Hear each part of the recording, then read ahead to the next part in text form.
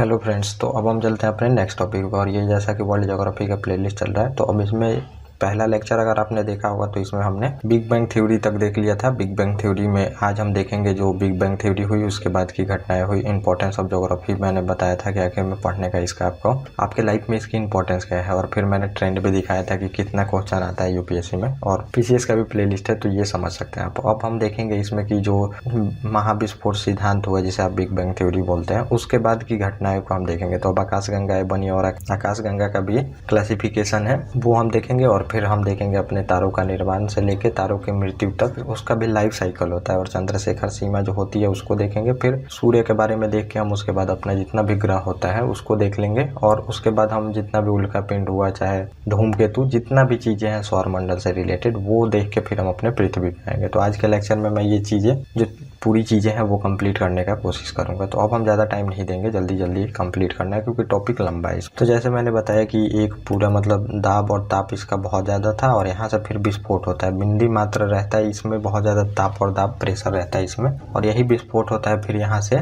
ब्रह्मांड का शुरुआत होता है और ब्रह्मांड फैलना शुरू होता है, और आज तक ये फैलते जा रहा है, ये ऐसा माना जाता है। फिर जैसे विस्फोट होता है तो अब विस्फोट होगा तो छोटे छोटे कण जो है वो निकलेंगे, तो वो पदार्थ बनते हैं, परमाणु बनते हैं छोटे छोटे, और वही परमाणु इकट्ठा होते हैं जब, तो वो आकाशगंगाएं बनती हैं। और आकाशगंगाएं के अंदर फिर छोटे छोटे और भी चीजें जो गैस के बादल हैं और छोटे छोटे कण हैं, पत्थर है, सब मिलता है एक जगह, फिर वहां पे तारों का निर्माण होता है। और फिर तारों के साइड में ग्रह चक्कर लगाना शुरू करते हैं जिसे सौरमंडल बोलते हैं। तो ये जो आकाशगंगा के अंदर तारा होता है, और फिर उसी में हमारा सौरमंडल में जो सूर्य का ही चक्कर लगा रहा है, और सूर्य एक तारा है तो उसका चक्कर लगा रहा है पृथ्वी, तो पृथ्वी पे हम रहते हैं। तो ये ग्रह अब हमें यही देखना है। तो अब हम पहले देख लेते हैं आकाशगंगा, क्योंकि ये लेक्चर पहले हो चुकी है तो उसको आपको देखना पड़ेगा। तो ये है हमारा आकाशगंगा, और आकाशगंगा मतलब गैलेक्सी के बारे में आपको जानना है। तो गैलेक्सी क्या है, जैसे कि विस्फोटक सिद्धांत हुआ तो बहुत सारे अब जो परमाणु कण है वो आसमान में इधर उधर चले गए। अब वही फिर परमाणु जो इकट्ठा होने लगे धीरे धीरे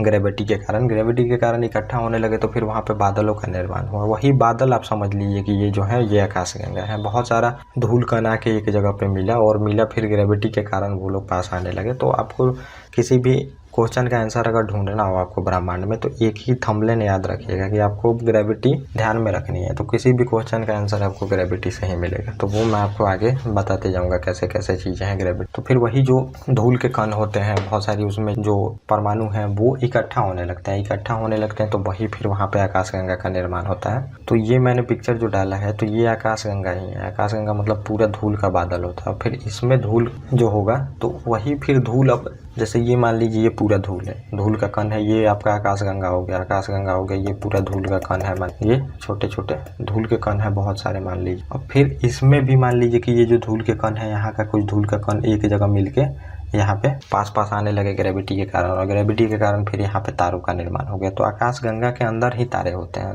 तो अब एक आकाशगंगा के अंदर समझिए कि 100 अरब से ज्यादा तारे होते हैं। तो अब ये फिर यहाँ पे धूलकण जो है ये इकट्ठा होने लगा, फिर यहाँ पे तारा बन गया, फिर यहाँ का धूलकण इकट्ठा होने लगा, यहाँ पे तारा बन गया ग्रेविटी के कारण, और फिर यहाँ का धूलकण मिल गया और यहाँ पे तारा बन गया। तो अब एक जो ये पूरा आकाशगंगा है, आकाशगंगा के अंदर बहुत सारे तारे आपको मिलेंगे, 100 अरब से ज्यादा तारा मिलता है। तो ये समझिए ये पूरा जो धूल का कण है ये आपका आकाशगंगा हो गया। फिर इसके अंदर अब जो धूल का कण है पास आने लगा, पास आके फिर वहां पे इकट्ठा हो गया। इकट्ठा हुआ तो वहां पे अब होता क्या है कि नाभिकीय संलयन होने लगता है, न्यूक्लियर फ्यूजन के बारे में वो मैं आपको तारों के निर्माण में बताऊंगा। तो शुरू होता है तो फिर यहाँ पे लाइट भी दिखने लगता है, तो तारे चमकते हैं, तो वही नाभिकीय संलयन की प्रक्रिया होती है। उसमें हाइड्रोजन और हीलियम जब टकराते हैं तो वो फिर वहां पे आपको प्रकाश दिखता है, तो वो मैं आपको आगे बताऊंगा। तो ये चीजें हैं, तो ये समझ लिएगा आकाशगंगा क्या है, वही धूल का कण है, मतलब पूरी तरह से इकट्ठा हो गया। बड़ा धूल का कण है वो आकाशगंगा हो गया, और उसके भीतर में अब जो छोटे छोटे धूल के कण इकट्ठा होंगे वो आपके तारे बन जाएंगे। तो यही आपको समझना था। तो अब हम देख लेते हैं, जैसे सभी एक घर में होते हैं वैसे ही ये तारों का घर होता है। तो जैसे मैंने बताया कि ये तारों, जैसे आपका घर होगा वैसे ही ये तारों का घर है। ये तो पूरा एक समझ लीजिए घर है, और इसमें ये जो रूम है इसमें तारा रहता है। तो ये तारों का घर है, जैसे कि आपका घर होता है वैसे ही ये तारों का घर होता है जो आकाशगंगा गैलेक्सी हो। तारों के रहने के स्थान को हम आकाशगंगा कहते हैं। तो ये मैंने आपको बता ही दिया। तो यही आकाशगंगा है। आकाशगंगा तारों, अंतरिक्ष और अन्य ऑब्जेक्टों का एक समूह। तो इसमें ये नहीं है कि बस तारा ही है, तारा तो आपको दिख रहा है क्योंकि वो चमक रहा है। इसमें बहुत सारी और भी चीजें हैं, जो उल्का पिंड हो वो सब भी बहुत सारी चीजें हैं, क्योंकि तारों के साइड में ही देखिएगा कि जो ग्रह होते हैं, उल्का पिंड होते हैं, सभी चक्कर लगाते हैं, तो वो तो तारा बस दिखता है आपको, और तारा की रोशनी से ही जो ग्रह होता है वो दिखता है आपको। लेकिन बहुत सारी चीज़ें हैं जो आपको नहीं दिख रही हैं, तो वो भी चीज़ें हैं जो अन्य ऑब्जेक्ट के बारे में बताया जा रहा है। लेकिन तारा आपको दिखता है, लेकिन आकाशगंगा में और भी चीज़ें गैलेक्सी में होती हैं। तो ये आपने दो चीज़ें समझ लिया। और हम देखते हैं कि हमारा जो ब्रह्मांड है उसमें 100 अरब से अधिक आकाशगंगा है। 100 अरब अपने आप में बहुत बड़ा नंबर है, समझिए। 100 अरब आकाशगंगा होंगी, और फिर एक आकाशगंगा में आप समझिए कि 100 अरब से ज़्यादा तारे होते हैं। तो ये नंबर मतलब बहुत ज़्यादा है, बहुत विशाल है ब्रह्मांड। हम उसके आगे कुछ नहीं है, एक तिनके के मात्र भी नहीं है हम। तो ये समझिए कि एक हमारे ब्रह्मांड में लगभग 100 अरब से अधिक आकाशगंगाएं हैं। तो ये आप समझ सकते हैं। तो ये जो मैंने पिक्चर डाला है आपको, तो ये सब आकाशगंगा ही आपको दिख रही है, छोटी छोटी। समझिए कितनी आकाशगंगा है। आकाशगंगा के अंदर आप देखिएगा तो लगभग 100 अरब एक आकाशगंगा में तारा होता है। फिर उसके अंदर सोलर सिस्टम कितने तारों में होगा, तो समझिए कितना विशाल है। ये चीज़ें मैं यहाँ पे दिखाने के लिए डाला हूँ, मतलब बहुत विशाल है अपने आप में जो ब्रह्मांड है। और लगभग समझिए कि जो आकाशगंगा होती है, और सभी आकाशगंगा के जो केंद्र होता है वहाँ पे एक सुपर मैसिव ब्लैक होल होता है। सुपर मैसिव मतलब बहुत बड़ा ब्लैक होल होता है जो कि आकाशगंगा को थामे रहता है। आकाशगंगा मतलब ब्लैक होल, वहाँ पे अनंत ग्रेविटी होती है और वहाँ पे लाइट भी नहीं निकल पाता है। तो वो ब्लैक होल के बारे में मैं आपको आगे भी बताऊंगा कि ब्लैक होल आखिर में बनता कैसे है, वो हम देखेंगे वहाँ पे। तो हर एक जो आकाशगंगा होती है उसके सेंटर में एक ब्लैक होल होता है जो कि उसको थाम के रखता है। ब्लैक होल में अनंत ग्रेविटी होती है, और जो ये सारी चीज़ें आप देख रहे हैं कि आसमान में मतलब तैर रही हैं, तो वो सब एक दूसरे के ग्रेविटी से थमी हुई है। जैसे सूर्य के ग्रेविटी से पृथ्वी थमा हुआ है, और पृथ्वी पे फर्दर चंद्रमा भी देख रहे हैं कि आपकी थमा हुआ है, तो वो पृथ्वी का भी ग्रेविटी लग रहा है, बाकी जो ग्रह है उसका भी ग्रेविटी लग रहा है, वहाँ पे सन का भी ग्रेविटी लग रहा है। और बाकी जो मान लीजिए जो सोलर सिस्टम है, तो बगल वाले भी हमारे सोलर सिस्टम बहुत सारे होते हैं, तो उनका भी ग्रेविटी थोड़ा बहुत हमारे ऊपर असर डालता है, जो कि हमारा ग्रह है चाहे उपग्रह है उस पे असर डालता है। तो ये दो चीज़ें आपने समझ लिया कि आकाशगंगा के केंद्र में एक सुपर मैसिव ब्लैक होल होता है, और हमारी आकाशगंगाएं हैं उसको मिल्की वे कहते हैं। तो मिल्की वे आप सुने भी होंगे। तो ये जो मिल्की वे है ये हमारी आकाशगंगा है। तो ये आपने जान लिया कुछ। अब देखिए जो टाइप ऑफ गैलेक्सी है, तो गैलेक्सी का भी प्रकार होता है। अब उसमें जो वस्तु होती है उसके अनुसार इसका प्रकार बांटा गया है। जैसे कि इंसान भी है, तो अलग अलग तरह के इंसान है। अब अफ्रीकन इंसान अलग मिलेंगे आपको,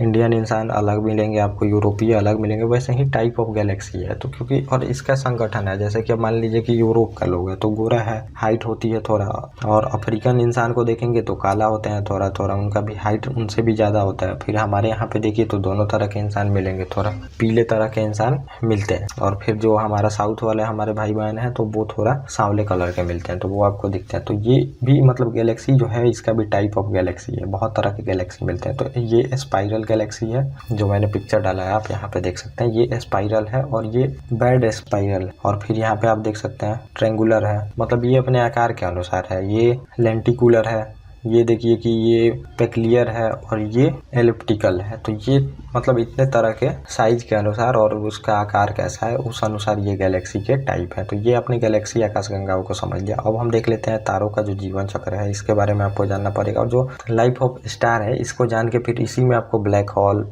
न्यूट्रॉन स्टार, व्हाइट डॉर्फ, ये सब इसमें आपको पता चल जाएगा। तो ये लाइफ साइकिल है। तो पहले थोड़ा सा पिक्चर से समझ लीजिए, उसके बाद हम जितने नोट्स में लिखे हुए हैं उससे आप समझ लीजिएगा। तो पहला है समझिए इसमें कि पहले बनता है नेबुला। अब जो आकाशगंगाएं हुई, तो आकाशगंगा के अंदर मैंने बताया कि ये जैसे आकाशगंगा है, आकाशगंगा के अंदर बहुत सारे धूलकण है और परमाणु धूलकण ही है। तो ये इकट्ठा होने लगते हैं। जब ये इकट्ठा होने लगेगा तो इसी को हम बोलते हैं नेबुला। ये बड़ा धूल का कण होता है और इसी को नेबुला बोलते हैं। स्टेलर नेबुला इसको बोला जाता है। तो यही है ये नेबुला है। और नेबुला के बाद समझिए कि तारों का निर्माण होगा। और ये है एवरेज नेबुला। एवरेज नेबुला मतलब समझिए कि ये छोटा है। तो ये जो आने लगा समझिए ये जो धूल का कण है, तो अब ये मान लीजिए कि ये और भी इसको घनत्व बढ़ेगा। घनत्व कैसे बढ़ेगा? जब ग्रेविटी खींचेगा उसको तो ये छोटा हो जाएगा। तो ये जो है ये समझिए ये छोटा हो जाएगा। ऐसा रुई का ले लीजिए हाथ में रुई को, और रुई को फिर ऐसे फैलाइएगा तो वो फैला रहता है, तो उसका घनत्व कम रहता है। उसको फिर इकट्ठा करके उसको हाथ से दबाइए तो वो छोटा हो जाएगा। वही चीज़ें है, ये रुई जैसा है बादल। ये जब छोटा होकर घट के आता है तो ये छोटे आकार में चेंज हो जाता है, वही फिर स्टार बनता है। नेबुला से ही स्टार बनता है। तो ये आपको जानना पड़ेगा। और फिर ये जो नेबुला रहता है तो एवरेज जो साइज है उसके अनुसार ये मतलब तारों का निर्माण होता है। तो तारे भी होते हैं तो वो बहुत तरह के होते हैं, यही मुझे बताना है आपको। तो ये पहला नंबर आपको पहुंचेगा एवरेज स्टार। एवरेज मतलब कि साइज में एवरेज है, ये ज़्यादा बड़ा नहीं। और फिर दूसरा होगा ये मैसिव स्टार होगा। मैसिव स्टार होगा बनेगा मतलब ये साइज में बड़ा है और फिर ये आगे अब चलेगा। तो ये दो भागों में बट गए। भाग में कैसे बटा, ये हाइट के और साइज के अनुसार बटा है दो भागों में। तो उसके बाद जो अगला काल है इसका जीवन का, तो ये समझिए रेड जाइंट में चेंज होता है तारा। और ये जो दूसरा वाला भाग है ये बड़ा था, तो समझिए ये रेड सुपर जाइंट में चेंज होगा। और ये चेंज क्यों हो रहा है, क्योंकि जो हाइड्रोजन और हीलियम है, इसका जो फ्यूल है जिससे ये चल रहा था, ये धीरे धीरे खत्म होने लगता है, तभी ये जाके रेड जाइंट में चेंज हो जाता है। मतलब कि 90% समझिए इसका ईंधन खत्म हो गया। अब ये बस बुझने वाला है। तो जैसे दिया को देखेंगे बुझने वाला होता है, तो वो मतलब उसका लाइट इधर उधर होता है, ज़्यादा लाइट कभी कम लाइट से देने लगता है। वही चीज़ें यहाँ पे होती है। और मतलब समझिए कि उसके बाद दिया बुझने वाला होता है, तो यही फिर बुझने वाला जब होता है तो ज़्यादा चमकता है, कभी कभी रेड जाइंट में चेंज हो जाता है समझिए, क्योंकि ये बुझने वाला है, इसका फ्यूल खत्म हो गया है। तो हाइड्रोजन हीलियम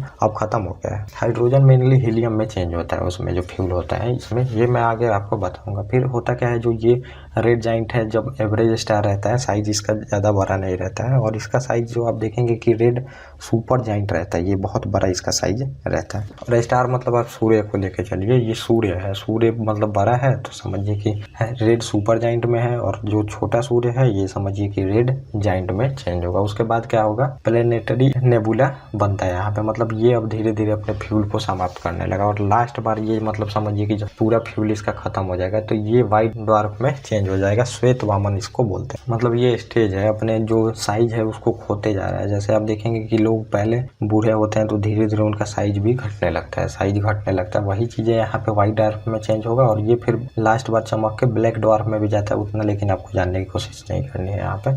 और ये जो दूसरा वाला फेज है, जब बड़ा था तो मैसिव स्टार था, फिर भी ये रेड सुपर जाइंट में पहुंचा। तो रेड जाइंट में आपको पहुंचना कंपलसरी है दोनों तारों को, या फिर बड़ा हो आप या फिर छोटा हो। फिर उसके बाद ये सुपरनोवा होगा, मतलब विस्फोट होगा यहाँ पे। और फिर यहाँ से आपको बनेगा, अगर साइज ज़्यादा बड़ा होगा तो न्यूट्रॉन स्टार बनेगा, और अगर साइज इसका छोटा होगा तो फिर ये ब्लैक होल बन जाएगा। तो ब्लैक होल मतलब कि तारों से ही ब्लैक होल बनता है। जब तारों की मृत्यु हो जाता है तो वहाँ पे ब्लैक होल बनता है। और ब्लैक होल क्या होता है, मतलब एक समझिए कि अनंत यहाँ पे इसका घनत्व है। जैसे कि एक, अब मान लीजिए जो आप कंचा गोली खेलते होंगे, एक चम्मच अगर ब्लैक होल का चीज़ें अगर आप लेके पृथ्वी पे ऐसे छोड़ते हैं, तो पृथ्वी के इस पार से उस पार चला जाएगा, वो गोली टाइप का जो रहेगा। इतना मतलब उसमें मैसिव घनत्व रहता है, बहुत ज़्यादा भार रहता है उसका। तो एक चम्मच गोली जैसा अगर आप लेके पृथ्वी पे ऊपर से हाथ से गिराते हैं, पहले नंबर तो उठेगा नहीं आपसे, बहुत इतना वजन उसका रहेगा। लेकिन अगर गिराया जाता है तो समझिए कि पृथ्वी में छेद होकर उस पार चला जाएगा। उसका घनत्व बहुत ज़्यादा होता है और बहुत उसका फिर भार भी बहुत ज़्यादा होता है, क्योंकि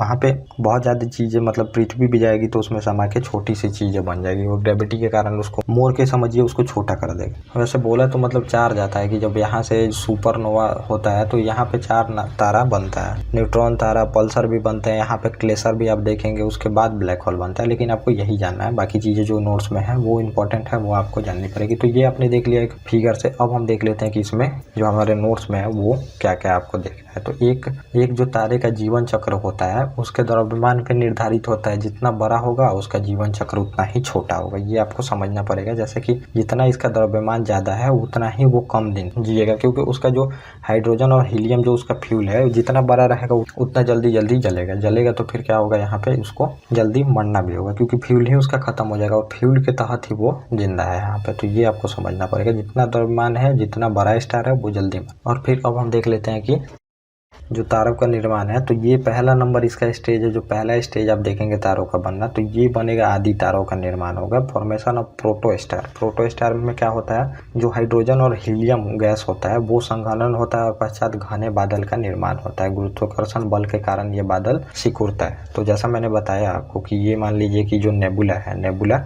और इसके बाहर क्या है, समझिए ये आकाशगंगा है। तो यही बादल जो है, यही पहले स्टार का निर्माण का फॉर्मेशन है। हाइड्रोजन जो हीलियम है वो इकट्ठा होने लगते हैं एक में, और ये धीरे धीरे फिर छोटा होने लगता है। छोटा होकर धीरे धीरे इसका साइज छोटा होते होते पूरी तरह से तारों का निर्माण होगा छोटा होते होते। तो यही फर्स्ट जो फेज है, ये समझिए कि तारों के निर्माण में प्रोटो स्टार बनता है। प्रोटो स्टार मतलब जो नेबुला रहता है वो धीरे धीरे पास में आने लगता है, जितने भी गैस होते हैं। और ये गैस कौन से हैं, हाइड्रोजन और हीलियम है। वो जब पास में आएगा फिर वहाँ पे तारों का निर्माण का फर्स्ट फेज होता है। तो पहले प्रोटो स्टार बनता है और फिर उसके बाद तारों का निर्माण। तो तारों का निर्माण जैसे मैंने बताया, तो अब ये वाला पार्ट तारा बनेगा। तो अभी तो जो ये नेबुला है ये पास आना बादल शुरू कर रहा है, हाइड्रोजन और हीलियम है वो पास आना शुरू कर रहे हैं, अब तारों बनेगा। तो अब तारों का निर्माण हम देख लेते हैं, जो फॉर्मेशन ऑफ स्टार है। तो ये जो आदि तारों मैंने ऊपर बताया, और फिर जब ये नेबुला है ये ग्रेविटी के कारण आप समझिए कि बहुत ही मतलब पास पास आने लगता है, पास पास आएगा तो हाइड्रोजन हीलियम अभिक्रिया करने लगते हैं, और यही नाभिकीय संलयन अभिक्रिया बोलते हैं। न्यूक्लियर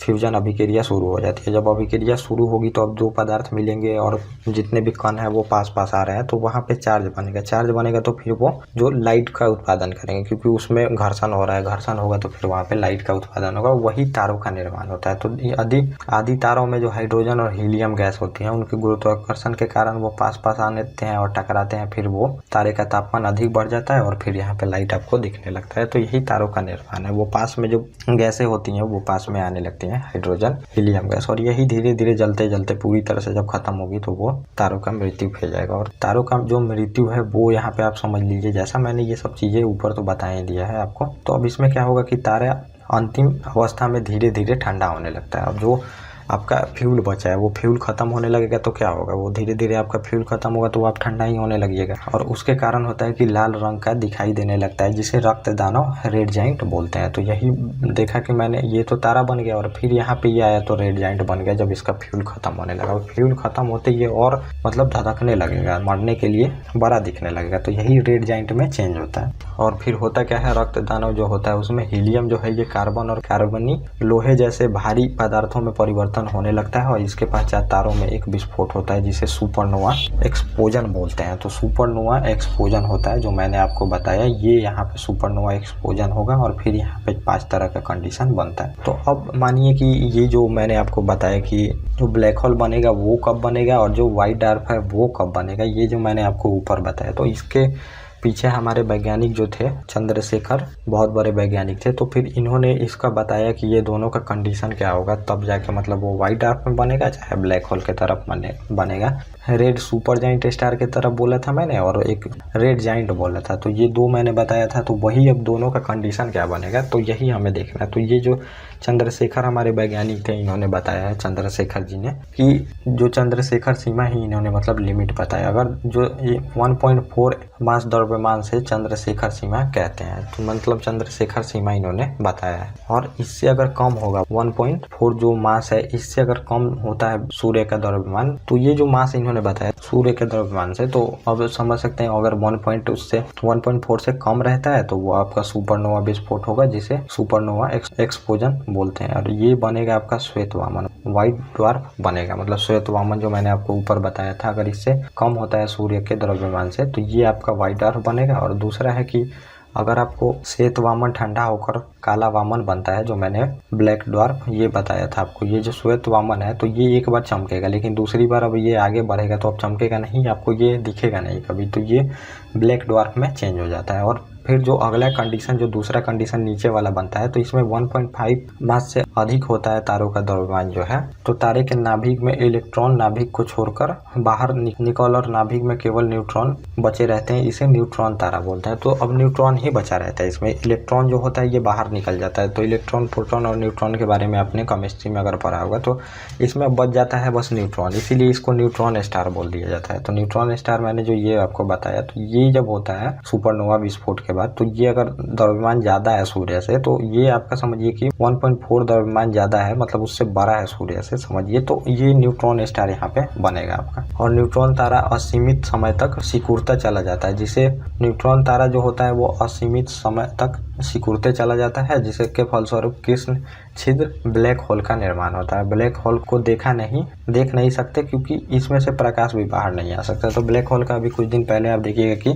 चित्र जो जारी हुआ था, तो पहले ये देखिएगा कि न्यूट्रॉन स्टार बनेगा, और न्यूट्रॉन स्टार कुछ दिन के बाद और संकुचित होते होते धीरे धीरे संकुचित होते होते इसका जो घनत्व है बहुत ज्यादा बढ़ जाएगा और ये ब्लैक होल बन जाएगा। ब्लैक होल का चित्र दिखाया भी गया था, तो मैंने यहाँ पे डाला भी है, ये है ब्लैक होल। और एलिमेंट ऑफ ब्लैक होल इसको बोलते हैं, इवेंट होराइजन इसको बोलते हैं, और ये ग्रेविटेशनल बाउंड्री है। अगर इससे चीज़ें अगर इसके ग्रेविटेशनल बाउंड्री में आ जाती है तो वो फिर आपको बाहर नहीं दिखेगी। Which neither and not light can escape, तो लाइट भी यहाँ से बाहर नहीं जा सकती है। तो इसे ग्रेविटी के बारे में हमें पता चली थी, तो ये यूपीएससी में क्वेश्चन भी आया था। तो इसमें यही ऑप्शन में था कि इससे हमें ग्रेविटी को जानने में मदद मिलेगी जब इसका पिक्चर जारी किया गया था। तो और इसका जो मैटर एंड रेडिएशन जो होता है वो 100,000 मतलब लाइट ईयर दूर तक रहता है। इसका मैटर जो मैटर इसका रहता है, ये रेडिएशन समझिए, रेडिएशन भी तो किसी वस्तु से निकलता है, तो ये 100 लाइट ईयर दूर तक रहता है इसका, जो उससे मतलब ये प्रभावित करते रहता है चीज़ों को। तो ये आप समझ सकते हैं, ये ब्लैक होल है। ब्लैक होल का माना जाता है जो सोलर सिस्टम होता है वो ब्लैक होल का चक्कर लगाते रहता है, तो वो मैं आपको आगे बताऊंगा। और अब थोड़ा सा ये भी जान लेते हैं, तारों का एक रंग भी होता है। तो रंग आप देखेंगे ब्लू रंग होता है और जो व्हाइट होता है और रेड होता है। तो ये टेम्परेचर के अनुसार होता है। जो सबसे कम जिसमें टेम्परेचर रहेगा वो आपको रेड दिखेगा, आप रेड मान के चलिए। और जो सबसे ज़्यादा आपको रंग मतलब दिखेगा, मतलब सबसे ज़्यादा उसमें अगर तापमान मतलब टेम्परेचर सबसे ज़्यादा रहेगा तो उसमें आपको वो दिखेगा ब्लू कलर का दिखेगा। और जो मिडिल वाला होगा, जिसका तापमान मिडिल होगा, वो आपको दिखेगा वाइट। तो ये आप समझ सकते हैं, ये टेम्परेचर के अनुसार क्लासिफिकेशन किया जाता है। कलर कैसा दिखता है आपको जो स्टार होता है, तो ये भी आप लोग ध्यान रखिएगा, इससे क्वेश्चन पीसीएस में आते हैं। तो ये आपने समझ लिया। अब हम देखते हैं सूर्य के बारे में। थोड़ा सा सूर्य के बारे में आपको जानना होगा, बस ज़्यादा चीज़ें नहीं जाननी सूर्य के बारे में। सूर्य भी एक तारा ही है। तो अब सूर्य में भी जो है, तो ये जैसा पृथ्वी आपको देखिएगा कि क्रस्ट, मेंटल, कोर ऐसे बटा हुआ है, वैसे ही सूर्य भी है। तो ये सूर्य का जो है ये कोर है, कोर में बहुत ज़्यादा टेम्परेचर है। और ये कोरोना है जो आपको ऊपर सबसे दिखता है, ये कोरोना है।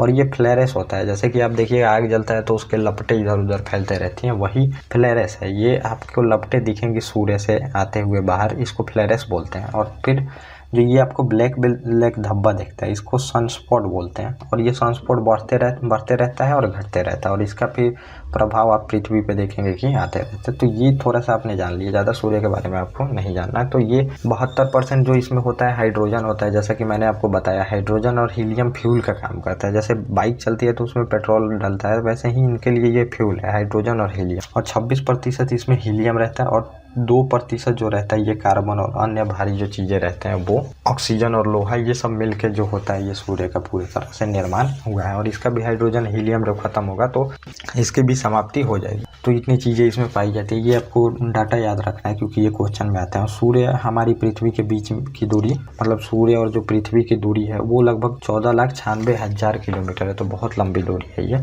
और सूर्य पृथ्वी से लगभग 13 लाख गुना बड़ा है। तो बहुत बड़ा ये साइज हुआ अपने आप में, समझिए 13 लाख गुना बड़ा, हम सोच भी नहीं सकते उतना बड़ा है। और प्रकाश जो होता है सूर्य का वो पृथ्वी पे पहुंचने में आपको 8 मिनट 16 सेकंड लगती है। तो समझिए कि ये दूर कितना होगा हमसे। और सूर्य के आकार के जो तारे होते हैं उनका उम्र लगभग 10 अरब होता है। और जो सूर्य है ये 4.6 अरब तो जी चुका है। और ये परंतु घबराने की आवश्यकता नहीं है, क्योंकि अभी भी सूर्य जो है ये 5 अरब वर्ष जिंदा रहेगा। समझिए 5 अरब बाद ये मतलब रेड जाइंट में चेंज होके, और रेड जाइंट में जब ये चेंज होगा तो पूरी तरह से समझिए पृथ्वी जितने भी ग्रह हैं उनको जला के निकल जाएगा अपने अंदर में, और ये खत्म हो जाएगा पृथ्वी। तो ये है, इतना चीज़ें आपने देख लिया। अब होते हैं ग्रह। अब ग्रहों को फिर जानने के लिए आपको ग्रहों का निर्माण भी आपको समझना पड़ेगा कि ग्रह कैसे बने। सूर्य तो देख लिया कि एक तारा है, और तारा बनने का अब जो प्रोसेस है नेबुला से आपने देख लिया, बन गया। अब हमें देखना है कि ग्रह कैसे बना। तो ग्रह को बनने के लिए भी बहुत सारे सिद्धांत दिए गए हैं। तो इतना सिद्धांत आपको मैं वर्बली बता दूंगा, लेकिन एक चीज़ें समझा दूंगा, उससे आप समझ सकते हैं कि ग्रह की उत्पत्ति कैसे हुई। तो ये है ग्रहों की उत्पत्ति का सिद्धांत, और इसमें बहुत सारे सिद्धांत दिए गए हैं, उतना आपको जानने की जरूरत नहीं। तो ये जो इतनी सारी थ्योरी दी गई है, तो इसमें से समझिए कोई भी इंपॉर्टेंट नहीं है आपके लिए। थोड़ा बहुत आप याद रख सकते हैं, लेकिन ज़्यादा मैं बोलूँगा कि याद रखने वाली चीज़ों पर कम ही ध्यान देना है। तो आप समझ लीजिए कि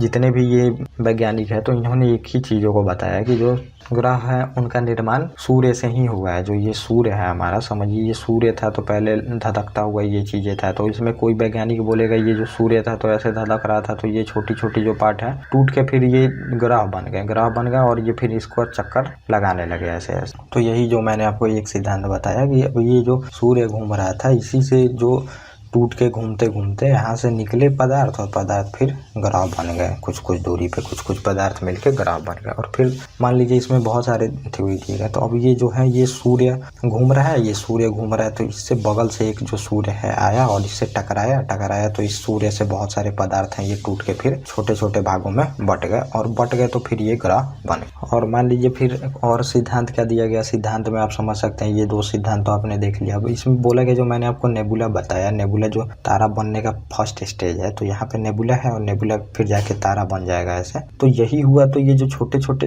पदार्थ सब मिलके नहीं बनते हैं, जो सभी पदार्थ हैं वो मिलके तो तारा बन जाता है यहाँ पे तारा। लेकिन जो छोटे छोटे परमाणु है वो भी इकट्ठा होते हैं कुछ कुछ जगह पे और ये छोटे छोटे ग्रह बन जाते हैं नेबुला के अंदर ही। तो ये भी बोला गया इसमें सिद्धांत में दिया गया। तो ये लगभग 3 आप सिद्धांत मान के चलिए कि ये हुआ। समझिए कि लेकिन जो तारे हैं उसी से फिर ग्रहों का निर्माण हुआ है, ये यहाँ पे आपको बताएगा। मेनली आपको इतना ही समझना है, इससे ज्यादा कुछ नहीं समझना है। और बाकी ये जो चीजें लिखी गई हैं तो ये थोड़ा बहुत आप याद करके रख सकते हैं। ये नोट्स में आपके मैंने इंक्लूड कर दिया ताकि कोई भी चीजें आपको छूटे नहीं। तो पहले इसमें कांट जो है इन्होंने गैसीय परिकल्पना का सिद्धांत दिया और ये जो है न्यूटन के गुरुत्वाकर्षण के सिद्धांत पे आधारित है। तो जो मैंने तीसरा आपको बताया कि नेबुला फिर आया और नेबुला आया तो ये बीच वाला चीज तो सूर्य बन गया, लेकिन जो अगल बगल का जो छोटे गैसीय परमाणु थे वो फिर ग्रह भी बन गए। ऐसा नहीं है कि बस सूर्य ही बना, बगल वाले चीज ग्रह बन गए। तो इसमें इन्होंने यही बताया। समझिए कहीं कहीं आप ये भी देखने को मिलेगा कि सूर्य से सिद्धांत ये बताया कि सूर्य से ही निकला है ये।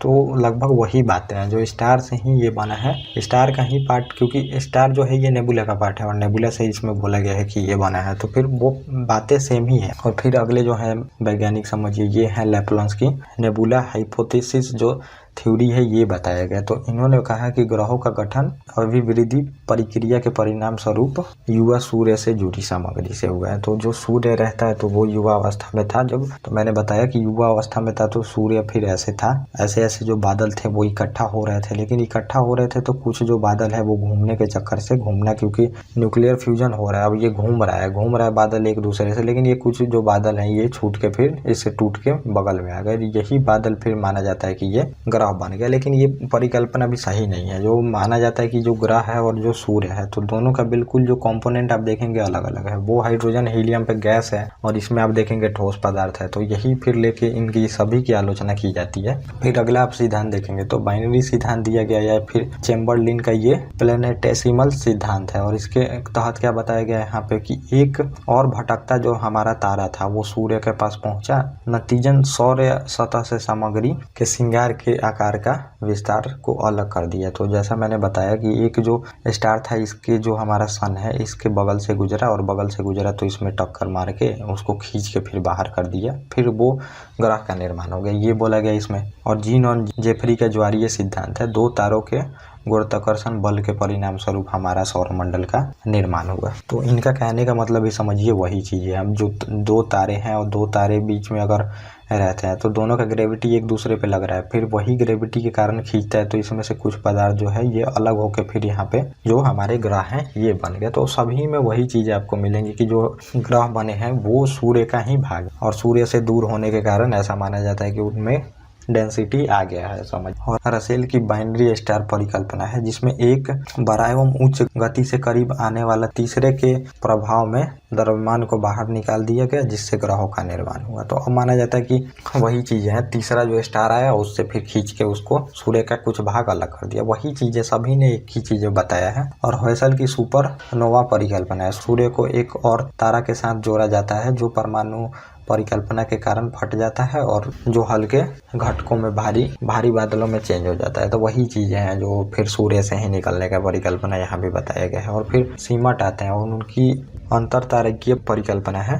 तो फिर इनका भी देख लीजिए। इन्होंने सिद्धांत के अनुसार कि आदिम जो डिस्क था वो धूल के आकार के विन्यास में इकट्ठा होने लगा क्योंकि एक ये धूल में उच्च गति से, तो जैसा मैंने बताया कि नेबुला बनता है तो नेबुला धूल ही रहता है और ये नेबुला जो रहता है वो फिर इकट्ठा होके सन बनेगा। लेकिन यहाँ जो अगल बगल के धूल है, ये जो छोटे छोटे धूल मिलकर फिर यहाँ पे समझिए ग्रह बन जाते हैं, वही चीजें इन्होंने बताया। और फिर अगला हमारा बिग बैंग सिद्धांत है। ये सिद्धांत के अनुसार जो है ब्रह्मांड बनने वाले सभी जो पदार्थ है वो परमाणु के असीमित ताप के कारण बनता है। अनंत घनत्व के कारण जो ये होता है छोटा आयतन, ये फिर विस्फोट होता है तो जो परमाणु है ये चारों तरफ निकलने लगते हैं। तो वही चीजें यहाँ पे लिखी गई है कि जो विस्फोट होता है तो बहुत सारे परमाणु में फिर ये बिखर जाता है। अब जो बहुत सारे परमाणु में बिखरता है, आप समझिए ये जो छोटा सा बिंदी है, ये छोटा सा बिंदी है, यहाँ से बहुत सारे परमाणु में ये बिखर जाता है। समझिए ये छोटे छोटे बिंदु में बिखर जाता है। उसके बाद होता क्या है कि कुछ बादल मिल जाते हैं, बादल मिल के फिर वहाँ पे आकाशगंगाएं बनती हैं और फिर थोड़ा सा बड़ा फिगर से आप समझ लीजिए। इधर मैं आपको बना देता हूँ। तो ये जैसे है कि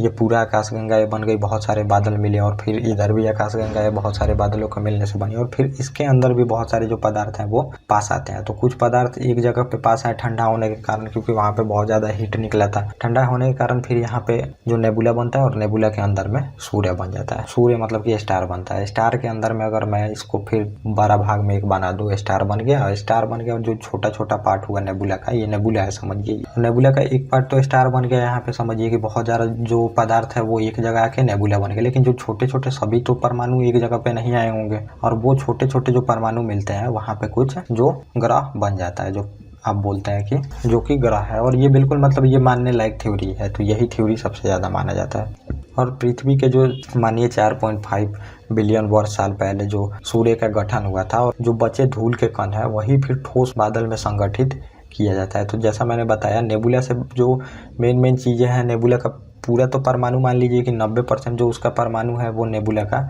वो आके फिर सूर्य बन गया, मतलब तारा बन गया। लेकिन जो 10% बचा इसका परमाणु नेबुला का वो फिर स्टार बन गया, ऐसा माना जाता है। तो ये सबसे उत्तम थ्योरी मानी जाती है मेरे ख्याल से। और मेरे ख्याल से ये भी सही है कि ये थ्योरी मानने लगती भी है, नेबुला से ही इसका फिर बना हुआ है। फिर ये आपने देख लिया कि ग्रह कैसे बनते हैं। तो ये ग्रह आपने देख लिया। अब हम देखेंगे जो ग्रह होता है टोटली ग्रह के बारे में। सन के बारे में मैंने बता ही दिया और ये सब चीज़ें मैंने आपको बता दिया। तो अब एक एक ग्रह के बारे में हम देख लेंगे कि कौन सा ग्रह का क्या फीचर है। तो आपको पता होगा सोलर सिस्टम है और सोलर सिस्टम में हमारे फिर ये फोटो डला ही होगा। तो ये सोलर सिस्टम है। सोलर सिस्टम यहाँ पे आपने देख लिया, ये सन है और सन का जो चक्कर लगा रहे हैं ये ग्रह है। तो 8 ग्रह है, पहले 9 थे तो वो मैं आपको आगे बताऊंगा। तो 8 ग्रह है। इसमें बुध आप देखेंगे, बुध के बाद शुक्र आता है, शुक्र के बाद पृथ्वी आता है, पृथ्वी के बाद मंगल को देखेंगे, मंगल के बाद आप जो बृहस्पति है उसको देखेंगे, बृहस्पति के बाद शनि आता है, शनि के बाद आप देखेंगे यूरेनस आता है, यूरेनस के बाद आप देखेंगे नेपच्यून आता है। तो ये 8 ग्रह है। यही 8 ग्रह के बारे में हमें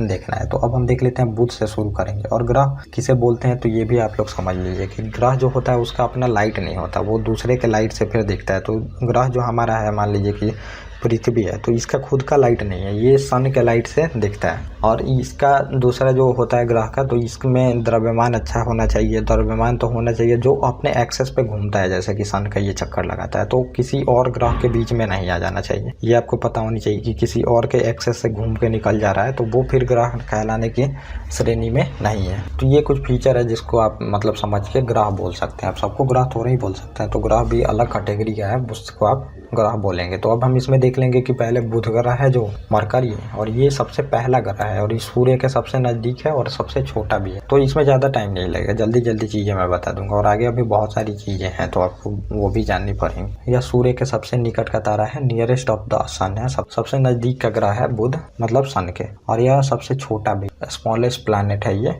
मतलब सबसे जो 8 प्लैनेट आप देख रहे हैं उसमें सबसे छोटा यही है। और अपनी धुरी एक्सेस पे ये 58 दिन आप समझ के चलिए, 58 दिन में एक बार घूमता है। जैसे कि पृथ्वी है तो एक बार आप देखेंगे कि जो एक चक्कर है उसको लगाने में 24 घंटे लगते हैं, तो इसको 58 दिन लगते समझिए। और फिर जो इसका आप सूर्य का जो चक्कर लगाता है, रोटेशन और रेगुलेशन अपने अक्ष पे घूमता है और रोटेशन आप देखेंगे कि सूर्य का चक्कर लगाता है। तो सूर्य का चक्कर लगाने में इसको 28 दिन लगता है, पृथ्वी को 365 दिन लगता है। तो वो मैं वहाँ पे आपको बताऊंगा। तो इतना टाइम इसको लगता है सूर्य का चक्कर लगाने में और अपने एक्सेस पे जो है वो घूमने में 58 दिन लगता है। यदि दिन, और यहाँ पे है कि दिन अधिक गर्म होती है और जो रात होती है वो बर्फीली होती है। तो अब जो कार्बन डाइऑक्साइड होता है गैस, जिसे ग्रीन हाउस गैस आप बोलते हैं, रोक के रखता है, जो सूर्य का प्रकाश आता है हमारे लिए तो उसको एब्जॉर्ब करके रखता है। तो वो ग्लोबल वार्मिंग में भी मैं आपको बताऊंगा कि कैसे कार्बन डाइऑक्साइड जो सूर्य का किरण है उसको रोक के रखता है। लेकिन यहाँ पे उसकी मात्रा ही नहीं है, मात्रा नहीं है तो फिर दिन का तो तापमान सूर्य का रोशनी मिलेगा तो बहुत ज़्यादा बढ़ जाएगा और फिर वो हीट को रोक नहीं पाता जो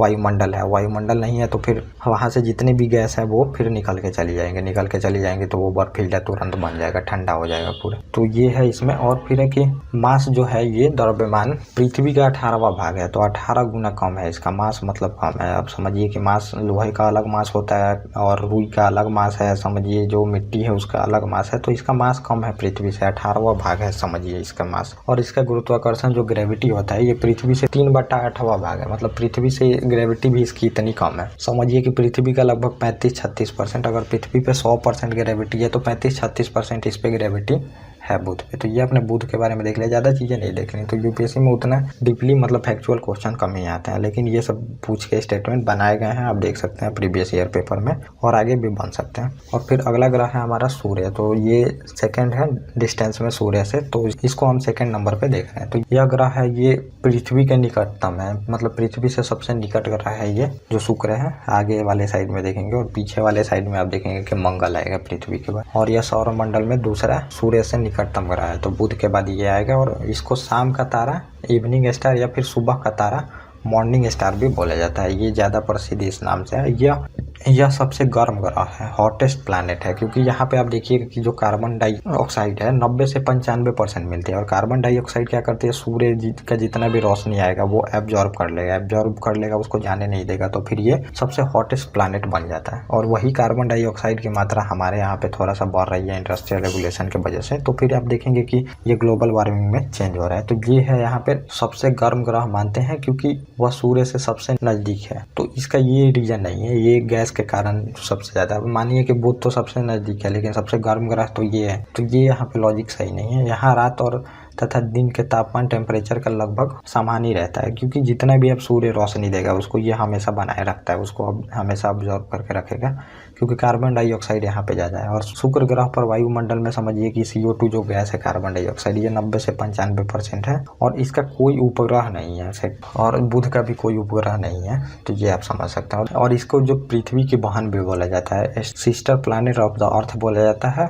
क्योंकि पृथ्वी और शुक्र के कई लक्षण एक समान दिखते हैं। भार, आकार जो है ये सब समान दिखते हैं, इस वजह से इसको मतलब पृथ्वी की बहन बोल दिया जाता है। यह सूर्य का परिक्रमा 225 दिन में पूरा करता है, मतलब एक चक्कर सूर्य का लगाता है। इसके चारों ओर जो है ये सल्फ्यूरिक एसिड के जमे हुए बादल है। तो बादल जो इसके चारों तरफ देखेंगे ये सल्फ्यूरिक एसिड जमा हुआ बादल है। तो ये आप देख सकते हैं, यहाँ पे है ये शुक्र ग्रह देख रहे हैं, ये दूसरे नंबर का प्लैनेट है। और अब हम देख लेते हैं पृथ्वी ग्रह को, क्योंकि शुक्र के बाद आएगी पृथ्वी। तो पृथ्वी हमारा जो हम जहाँ जिस पे रहते हैं वो आपको देखना पड़ेगा। और पृथ्वी कहाँ है, सन से इसका आकार आप देख सकते हैं। सन से आकार तो बहुत छोटा है, और जो पृथ्वी है ये तीसरे नंबर पे यहाँ पे आप देख रहे हैं। और सन तो बहुत बड़ा है अपने आप में, वो हमारे कल्पना से ही ऊपर है। तो पृथ्वी का भूमध्य रेखीय व्यास जो है इक्वेटोरियल डायमीटर ये 12,756 किलोमीटर है, और मील में आप देख सकते हैं 7,927 है। और एवं ध्रुवीय जो व्यास है पोलर डायमीटर ये 12,714 है, और 7,900 मील में आप देखिएगा तो होगा। तो ये आप थोड़ा सा समझ लीजिए कि ये क्या बोल रहा है। तो ये जो पृथ्वी है ये गोल है, आपको पता है। तो ये जो है मान लें पोलर डायमीटर,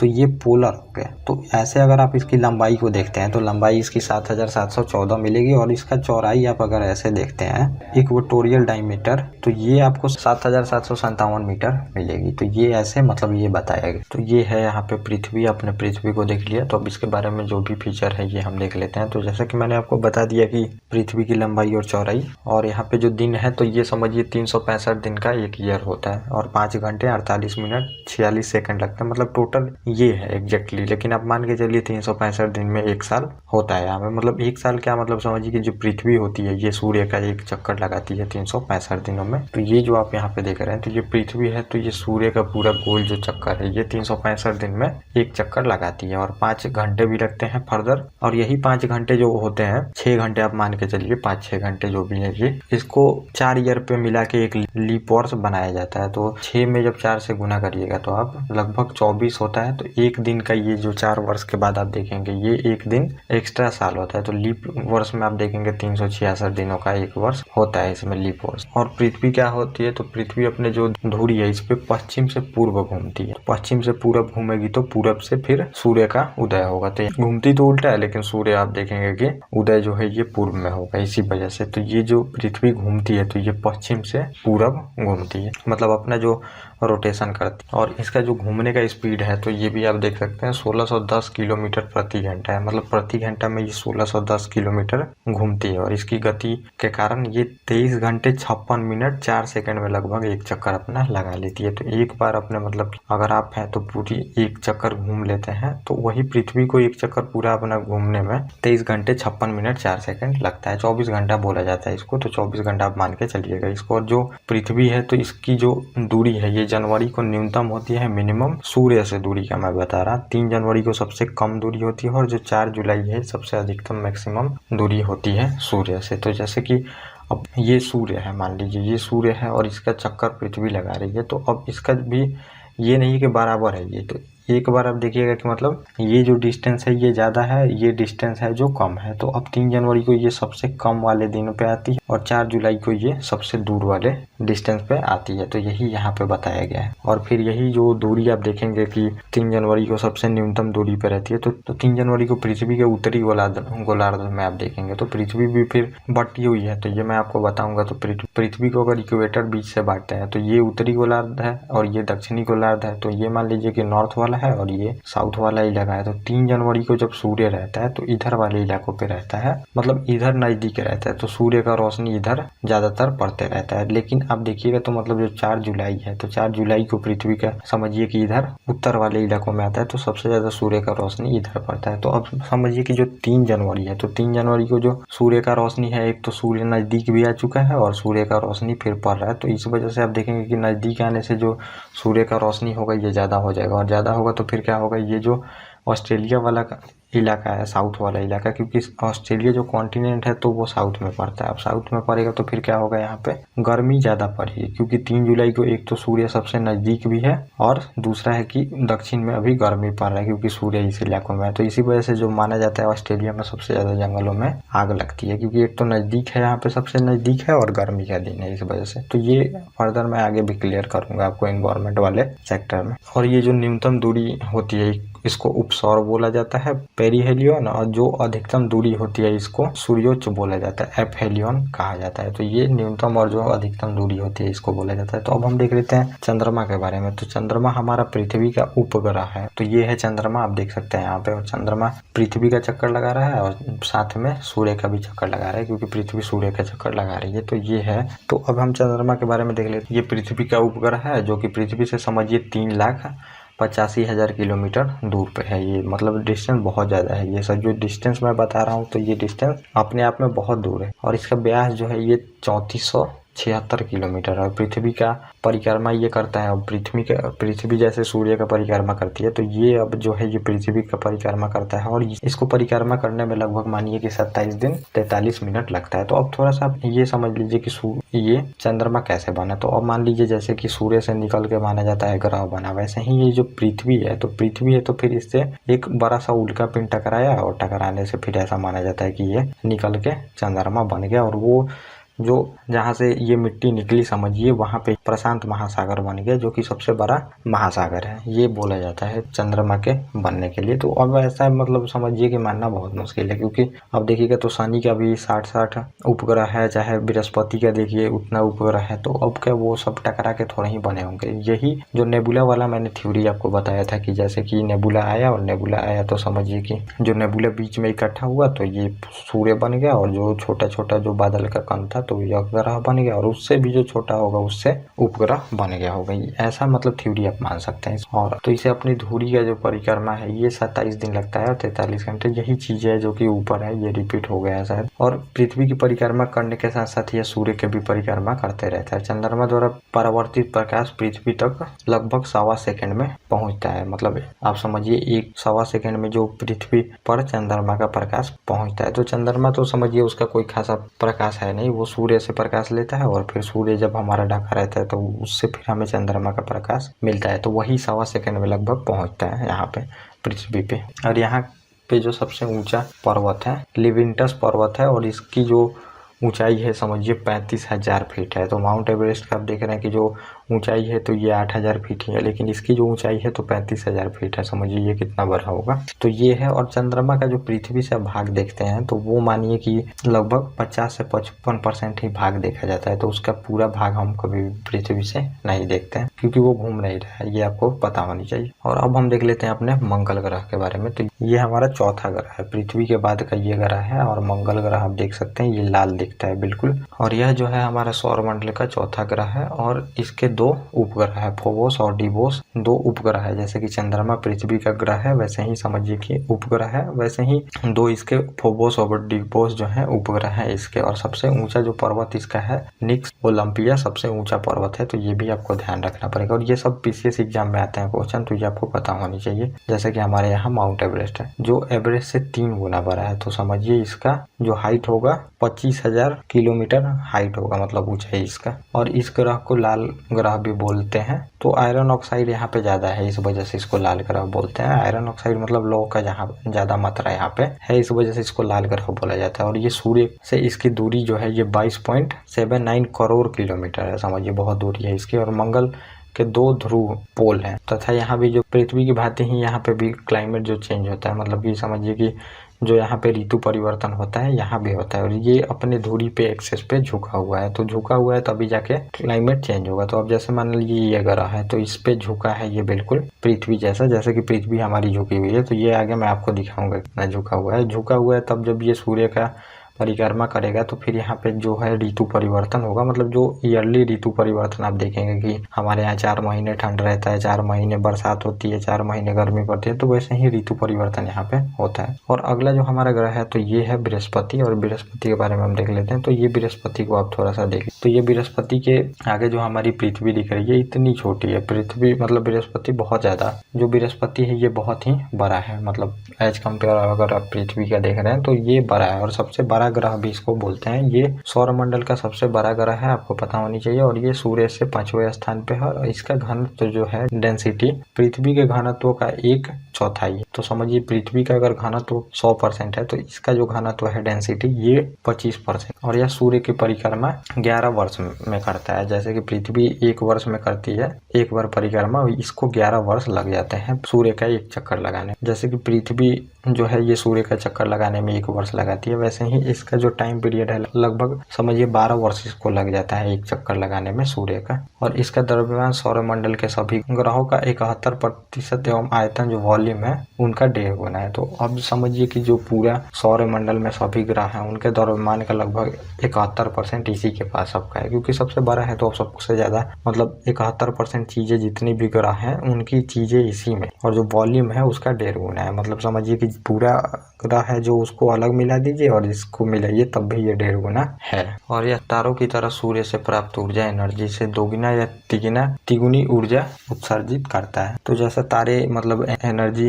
रिलीज करते हैं वैसा ही ये भी एनर्जी रिलीज करता है, क्योंकि यहाँ भी धूलकण बहुत ज्यादा है। तो गैस ही है जो मंगल के बाद जितने भी ग्रह हैं तो वो समझिए गैसीय ग्रह हैं। और इधर वाले सॉलिड ग्रह हैं, क्योंकि ऐसा माना जाता है मतलब नजदीक है जो सूर्य के कारण, तो जितने भी गैस वगैरह हैं वो इकट्ठा होके मतलब वो क्रिस्टल बन गए हैं। लेकिन जो दूर वाले ग्रह हैं तो वो अभी गैसीय अवस्था में ही है, क्योंकि उनपे ग्रेविटी वगैरह ज्यादा लग नहीं रही और सूर्य का रोशनी ज्यादा मिल नहीं रहा है, तो वो धूलकण में है। तो इसी वजह से ये मतलब जो तारों जैसा ही एनर्जी प्रोड्यूस करते रहता है। और इसकी अपनी रेडियो ऊर्जा है, रेडियो एनर्जी है। इसके वायुमंडल में अधिकांशतः हाइड्रोजन और हीलियम गैस है। तो मतलब इसका समझिए कि जो तारे होते हैं ऐसे ये सिमिलर है थोड़ा बहुत, क्योंकि इसमें भी हाइड्रोजन और हीलियम गैस है और इसमें जलने की वजह से ये भी एनर्जी थोड़ा बहुत प्रोड्यूस कर लेता है। और इसके 79 उपग्रह है, सैटेलाइट है। और शनि के समान कुछ विपरीत तो कुछ अनुकूल दिशा में परिक्रमा करते हैं। तो अब जो ये इसके उपग्रह हैं तो ये मान लीजिए ये ग्रह है पूरा बृहस्पति, लेकिन इसके जो उपग्रह है तो कोई इस दिशा में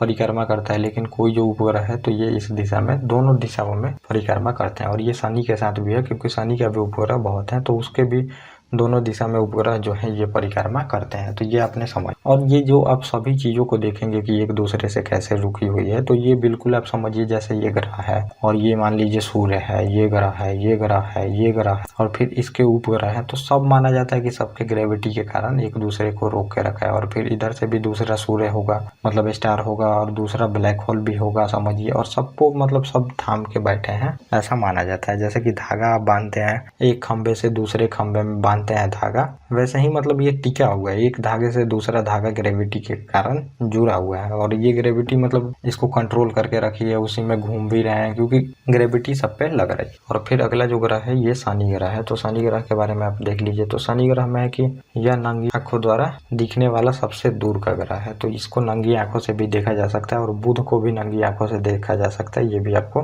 पता होनी चाहिए। शुक्र को भी नंगी आंखों से देखा जा सकता है, ये आपको पता होनी चाहिए। और यह बृहस्पति के बाद दूसरा सबसे बड़ा ग्रह है। तो शनि ग्रह के बारे में आप जानते हैं। तो शनि ग्रह को आप लोग देख लीजिए, ये हमारा सूर्य है और ये बुध है, ये शुक्र है और ये हमारा पृथ्वी है और ये फिर मंगल है और ये बृहस्पति है और ये हमारा शनि है। और शनि में रिंग बने हुए हैं, तो ये समझिए ये जो रिंग है चारों तरफ से इसको घेर के रखे हैं, धूल के कण ही से समझिए रिंग बना हुआ। और इसका जो व्यास है डायमीटर, तो ये 12 लाख मीटर व्यास है। व्यास समझिए मतलब उसका साइज लगभग मानिए व्यास। और यह सूर्य की परिक्रमा 29 वर्ष में करता है। तो जो जितना डिस्टेंस पे है, जितना दूर पे है, उसको उतना टाइम लगेगा सूर्य की परिक्रमा करने में, ये आपको पता होनी चाहिए। और इसका सबसे जो बड़ा उपग्रह है इसको टाइटन बोला जाता है। तो जैसे हमारा चंद्रमा है तो उपग्रह हैं इसके, और इसमें बहुत सारे उपग्रह हैं, लेकिन जो सबसे बड़ा उपग्रह है वो टाइटन। और यह सूर्य से 6ठे स्थान पे है, ये मैंने आपको दिखाई दिया। और इसका जो घनत्व है ये पृथ्वी से कम है, सबसे ज्यादा घनत्व समझिए पृथ्वी का ही है। और इसके उपग्रह जो है ये टाइटन पर नाइट्रोजन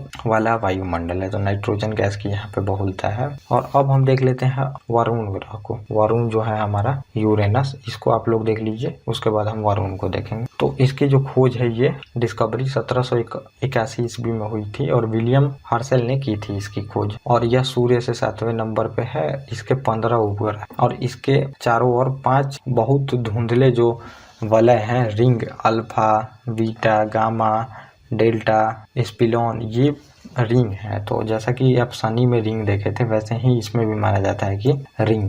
और इसके 15 उपग्रह है जो मैंने आपको बता ही दिया। और यही चीजें मतलब फिर से रिपीट हो गई है, जो अल्फा बीटा वाला चीजें मैंने बोला था। तो ये गलती कभी कभी ऐड हो जाती है, तो वो आप लोग स्किप कर दीजिएगा, चाहे मैं करके दूंगा। इसके वायुमंडल में मीथेन गैस की जो है ये बहुलता है और इसको 84 वर्ष लग जाता है सूर्य की एक परिक्रमा करने में। तो ये आप समझ सकते हैं कितना टाइम मतलब ज्यादा इसको लगता है सूर्य की परिक्रमा करने में। और यह एक ऐसा प्लैनेट है जहाँ जो एक ध्रुव से दूसरे ध्रुव तक परिक्रमा कक्ष ऑर्बिट जो है लगातार सूर्य के सामने रहता है। तो मतलब ये इतना झुका हुआ है कि आपको एक जो इसका भाग दिखेगा वो सूर्य की तरफ ही आपको दिखेगा, जो ये भाग है। तो मैं अभी थोड़ा सा आपको दिखा देता हूँ कि कौन ग्रह कितना झुका हुआ है। तो ये आप देखिए कि ये है हमारा बुध ग्रह और एक्सिस पे ये 0 पॉइंट लगभग 1 मानिए कि झुका हुआ है। और ये है जो अपने एक्सिस पे जो शुक्र ग्रह है, ये बिल्कुल जो वीनस है सीधा है, बहुत लगभग माइनर सा झुका हुआ है। जो हमारी पृथ्वी है तो ये लगभग 23.5 मान के चलिए ये झुकी हुई है। और फिर ये जो हमारा मार्स है ये भी लगभग 25.19 झुका हुआ है। झुका हुआ है जो ग्रह झुका हुआ होगा उस पर मौसम परिवर्तन होगा। अब झुका हुआ मतलब इतना ही नहीं झुक जाए कि पूरी तरह से टिल्ट हो जाए, उस पर फिर मौसम परिवर्तन नहीं होगा। और ये जो है ये जुपिटर ये अपने एक्सेस पर 3.13 झुका हुआ है। और जो फिर हमारा सैटर्न है शनि ग्रह, ये भी लगभग समझिए कि 26.73 झुका हुआ है। और जो ये आप यूरेनस देख रहे हैं तो ये लगभग 97.77 झुका हुआ है। इतना झुका हुआ है कि मतलब ये लेटा हुआ प्रतीक होता है, ये क्वेश्चन आता है। और ये जो है नेपच्यून, ये समझिए कि 28.32 झुका हुआ है। और झुके हुए की वजह से ही मौसम परिवर्तन होता है, तो वो मैं आपको क्लियर करूंगा आगे। तो ये है वरुण ग्रह और ये सबसे लास्ट ग्रह है। तो ये सूर्य से 8वां ग्रह है और स्थिति मतलब सबसे दूर है सन से। और टाइटन जो है, प्रोटेनस जो है, ये 2 इसके उपग्रह है और ये सबसे बड़े उपग्रह है। तो उपग्रह तो इसके बहुत ज्यादा है, लेकिन ये 2 जो प्रमुख हैं सबसे बड़े उपग्रह हैं। और टाइटन जो है उपग्रह पर वायुमंडल है। तो आप समझिए कि जो ये टाइटन है तो इसके ऊपर भी वायुमंडल है, जैसा कि पृथ्वी पे वायुमंडल है तो इस पे भी माना जाता है वायुमंडल है। और इसके मुख्यतः जो गैस है ये नाइट्रोजन सबसे ज्यादा इस पे है टाइटन उपग्रह पर। और यह सौरमंडल का तीसरा पिंड बॉडी है जहाँ जागृत जो है ज्वालामुखी एक्टिव वोल्केनो पाई जाती है। तो मतलब यही एक उपग्रह है, समझिए कि यहाँ भी वोल्केनो है, आपको वोल्केनो जो ज्वालामुखी है यहाँ पे पाई जाती है। तो ये आपने समझ लिया वरुण के बारे में। अब हम थोड़ा यम प्लैनेट के बारे में देख लेते हैं। जो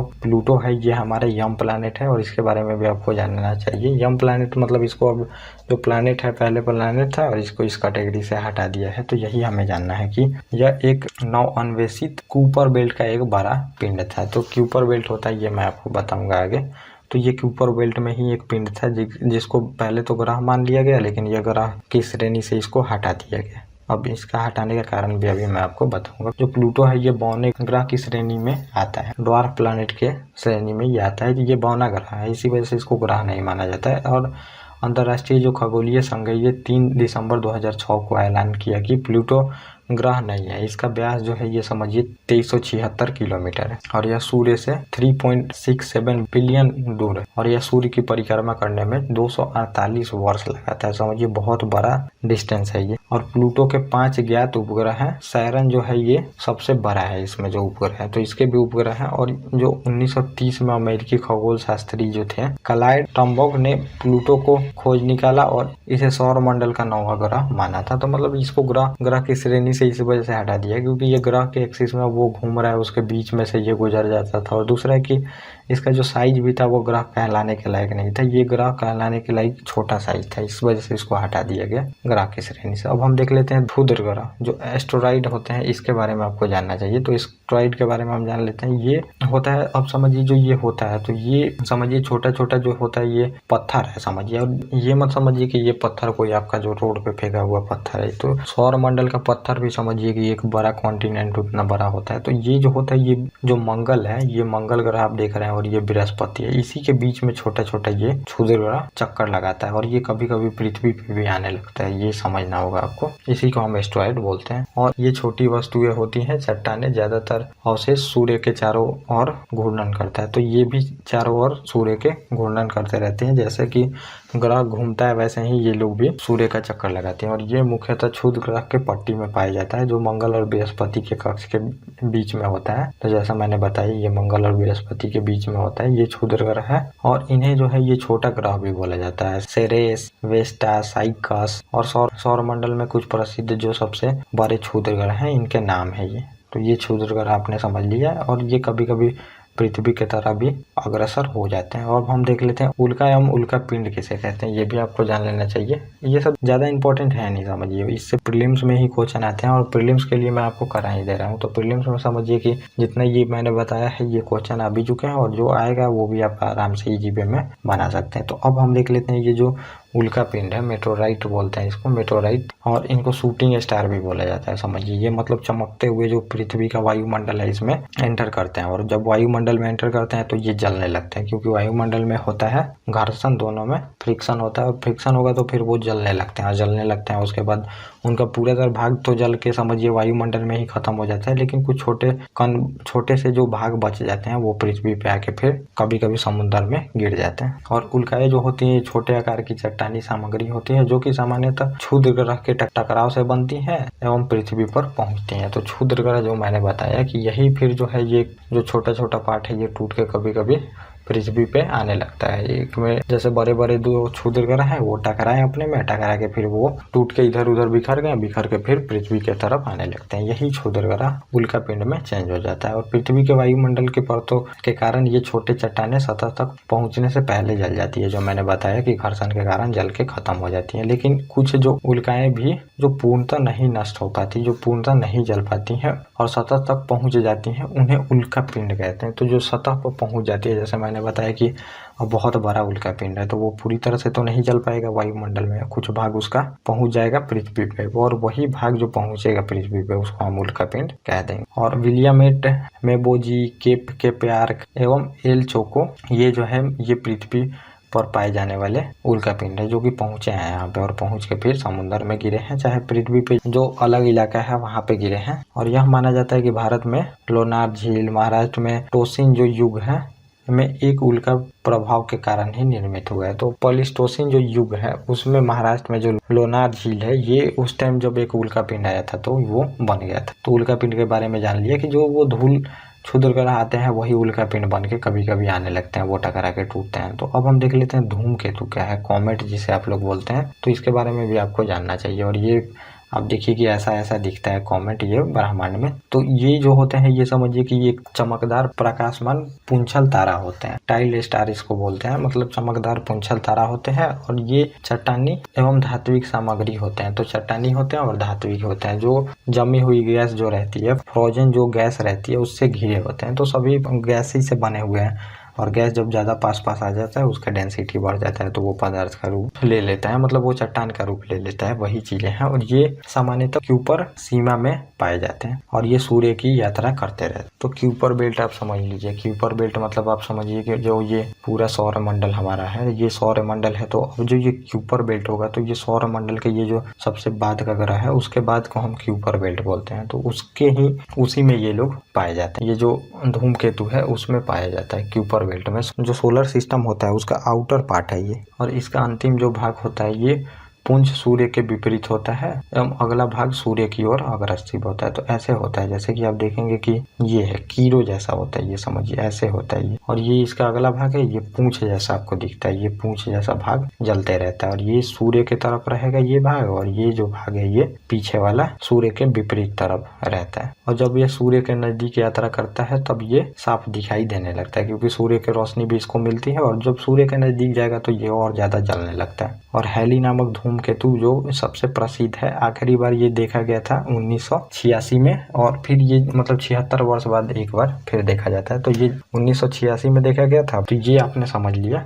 धूमकेतु कॉमेट के बारे में। अब हम देख लेते हैं कि गोल्डीलॉक जोन क्या है। गोल्डीलॉक जोन भी एग्जाम में आ चुका है और फिर ये पीसीएस एग्जाम में आता है, तो ये आपको पता होनी चाहिए। तो ये है गोल्डीलॉक जोन, जो कि जहाँ हमारी पृथ्वी पाई जाती है, जो मतलब सन है, तो ये हमारा मान लीजिए सूर्य है, तो सूर्य से एक डिस्टेंस आप मान लीजिए, यही जो है जिसमें अभी पृथ्वी है, यही जोन मतलब एक डिस्टेंस आप मान लीजिए, ये सूर्य से जो डिस्टेंस है, यहीं पे जो जीवन यापन वाला ग्रह मिलेगा हमें, मतलब यहाँ पे एटमॉस्फेयर हो सकता है और फिर वहाँ पे आप देखिएगा कि पानी हो सकती है। तो ये एक डिस्टेंस पे ही मिल सकता है, क्योंकि ये जो सूर्य है तो उसके एक डिस्टेंस पे ही मिल सकता है, क्योंकि ज़्यादा नज़दीक हुआ तो पानी फिर वहाँ से भाप बन के निकल जाएगी, फिर वहाँ पे एटमॉस्फेयर भी नहीं रुक पाएगी, ये सब चीज़ें नहीं हो पाएंगी। तो सूर्य से एक डिस्टेंस माना जाता है कि इस डिस्टेंस पे ही जो मानव के रहने के लिए जो ग्रह बन सकते हैं, मतलब पृथ्वी जैसे ग्रह, तो एक डिस्टेंस पे ही बन सकते हैं। इसी को हम फिर जो गोल्डीलॉक जोन बोलते हैं। कि अब जो दूसरे अगर हम सोलर सिस्टम को ढूंढते हैं और सोलर सिस्टम में फिर अगर हमें जीवन ढूंढनी है, तो पृथ्वी का जो डिस्टेंस अभी सन से है उसी डिस्टेंस में हमें फिर से उसमें ढूंढना पड़ेगा, तब जाके वहाँ पे ऐसे ग्रह मिल सकते हैं जिसपे जीवन यापन संभव है। मतलब जो टेम्परेचर सेम हो, जो अभी पृथ्वी पर टेम्परेचर मिल रही है सूर्य से, बाकी चीजें सेम हो, वैसे ही जोन को फिर गोल्डीलॉक जोन बोलते हैं। मतलब ये हैबिटेबल जोन है आपके लिए, क्योंकि आगे वाला देख रहे हैं बहुत ज्यादा हॉट है क्योंकि सूर्य से नजदीक है, और जो पीछे वाला आप देखेंगे जो ग्रह है ये बहुत टू कोल्ड लिखा हुआ है यहाँ पे, तो मतलब ये सबसे ज्यादा कोल्ड है, तो यहाँ पे भी जिंदगी संभव नहीं है। ये जस्ट राइट है, यहाँ पे जिंदगी हो सकती है, वायुमंडल भी हो सकते हैं, यहाँ पे ह्यूमन जो है ये सरवाइव कर सकता है। तो जो जिंदगी की उत्पत्ति होती है तो इस क्षेत्र में होगी। तो ये आपने समझ लिया, जो यही बातें लिखी गई है, यह तारों के आसपास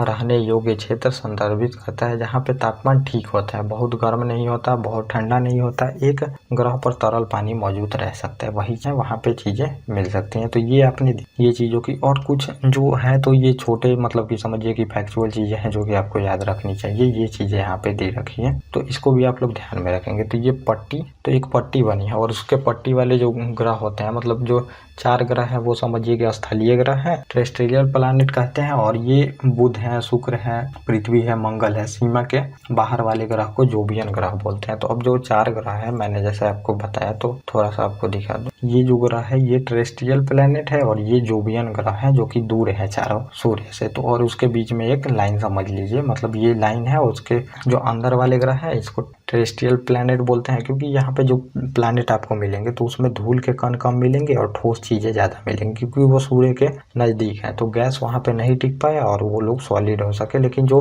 बाहरी प्लैनेट है जो कि आप देखेंगे उसमें बृहस्पति, शनि, वरुण, अरुण ये मिलेंगे आपको, तो इसमें गैस के कण ज्यादा मिलेंगे। क्यों? और इसका लॉजिक क्या है? क्योंकि गैस के कण ज्यादा मिलेंगे क्योंकि वो सूर्य से ज्यादा दूर है, तो जो गैस है वो ठोस नहीं बन पाया है। और स्थलीय जो ग्रह है ये मतलब जो पास वाले ग्रह है ये खनिज और चट्टाने परतों सहित सूर्य के निकट होते हैं। इसमें प्राकृतिक उपग्रह की संख्या कम होती है। जो प्राकृतिक उपग्रह है, तो आप देखेंगे ये चारों ग्रह जो है पास वाले, इसमें उपग्रह कम है। और जोबियन ग्रह जो है इसमें गैस ज्यादा मिलते हैं और इसके चारों तरफ वाले रिंग भी रहती है। इसके प्राकृतिक उपग्रहों की संख्या भी अधिक होती है, क्योंकि जैसा मैंने बताया आपको नेबुला वाला थ्योरी, तो ये नेबुला बीच में समझिए जो गैस आते हैं तो ये बन जाता है आपका स्टार बन जाता है, और जो छोटे छोटे गैस और बनते हैं तो ये ग्रह बन जाता है। और ये फिर समझिए जो दूर वाले होंगे, दूर वाले तो यहाँ पे आपको उपग्रह बनते हुए मिल जाएंगे, क्योंकि जो ये है सूर्य उसके संपर्क में नहीं जा रहे हैं और यहाँ पे छोटे छोटे भागों में उपग्रह बन जा रहे हैं, क्योंकि सन से ज्यादा डिस्टेंस है वहाँ पे। और ये है, और जो अगला चीज है यहाँ पे देखेंगे कि सूर्य से जो ग्रहों की दूरी है, तो ये पहले बुध है, शुक्र है, पृथ्वी, मंगल, बृहस्पति, शनि, अरुण, वरुण, ये मैंने आपको बता दिया। और यम जो है ये प्लूटो को भी आप मान सकते हैं अगर जोड़े तो। और आकार के अनुसार आप देखिएगा तो सबसे बड़ा ग्रह है बृहस्पति, शनि, अरुण, वरुण, पृथ्वी, शुक्र, मंगल, बुध और यम जो कि प्लूटो है। और पृथ्वी से दूरी के अनुसार देखिएगा तो पृथ्वी से पहले शुक्र है, उसके बाद देखिएगा मंगल है दूसरे तरफ, और बुध है, उसके बाद बृहस्पति, शनि, अरुण, यम। ये समझिए डिस्टेंस है पृथ्वी के अनुसार, ये सन के अनुसार नहीं है, पृथ्वी के अनुसार है। तो ये हमारा पूरी तरह से जो सोलर सिस्टम है ये खत्म होता है। और सोलर सिस्टम में मैंने एक एक चीजों को आपको बता दिया है। आप देख सकते हैं कि जितने भी सोलर सिस्टम से क्वेश्चन आते हैं वो आपसे बनेंगे, और अभी जो पिछली बार आए हैं वो सब भी बनेंगे, मतलब टोटली बनेंगे। अभी हम और भी चीजें देखेंगे तो वो अगले लेक्चर में होगा, दिन रात कैसे होता है, फिर 12 दिन 12 रात, वो सब चीज मैं आपको बताऊंगा। तो ये हमारा लेक्चर यहीं पे कंप्लीट होता है। बहुत सारी चीजों को हमने देख लिया है, और कृपया आप लोग गाइस इसको सीक्वेंस से देखते हैं। और अब हम मिलेंगे अपने नेक्स्ट टॉपिक पे, और उसमें मैं आपको कंप्लीट कराऊंगा और चीजें, और बाकी सब चीजें जो चैनल पे चल रही है उसको भी आप लोग जाके देख सकते हैं और फायदा उठा सकते हैं। ओके गाइस, थैंक यू, और अब हम मिलेंगे अपने नेक्स्ट टॉपिक।